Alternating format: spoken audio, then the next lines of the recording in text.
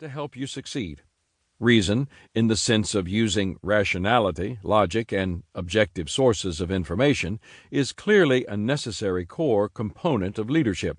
No person of influence can function at high levels without it. However, there is also important leadership aspects that transcend pure reasoning.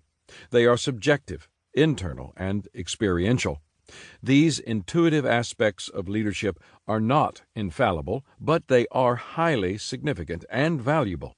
Leaders who want to keep growing, to be equipped and empowered for the next level, must know how to utilize all the resources and tools available to them. This is what separates the great leaders from the good ones. What intuition is and what it isn't. There are several ways to describe and recognize intuition. Sometimes it is referred to as your subjective, internal, or inner world. However, at the end of the day, it is simply your immaterial life. Within you are values, thoughts, emotions, and passions. They cannot be seen or touched because they are not physical, but they are real. They exist. They are an essential part of you, and they will serve you well if you honor and develop them. Some theorists define intuition as the ability to understand something without using conscious reasoning. My own definition is broader. I see intuition as the capacity to make decisions based on integrating objective and subjective truth. That is, when we access both internal and external information, we have a much more accurate understanding of reality and a greater ability to make the right decisions.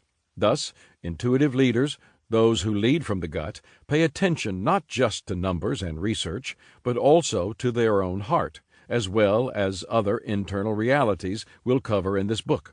I believe Jesus was referring to a similar dynamic when he said, "Love the Lord your God with all your heart, and with all your soul, and with all your mind." Matthew chapter 22, verse 37.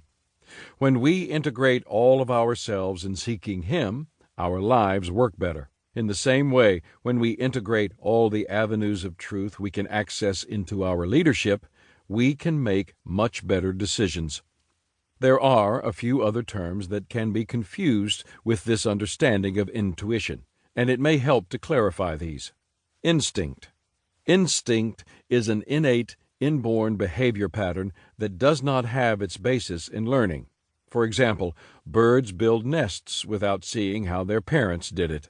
And I have seen leaders act to protect their people without a thought for themselves, as a parent acts on instinct to save her child. A good illustration of this is a business owner friend who, hearing that an employee's child was very sick, ran out of a board meeting and went straight to the hospital to help. Impulse. An impulse is an abrupt emotion that is strong enough to drive a behavior without thinking about it. For example, rather than thinking through the source of the frustration, a leader may impulsively lash out. Spiritualization. Spiritualization is the tendency to use one's faith to avoid making tough decisions. It can be driven by fear of making mistakes, a fear of conflict, or even by laziness. For example, a CEO might say, "I'm waiting on the Lord for a leading about whether or not to acquire that company," when the truth is that the CEO is avoiding time-consuming due diligence work or potential conflict with other leaders. Intuition, as I use it with my clients, differs from instinct, impulse, and spiritualization.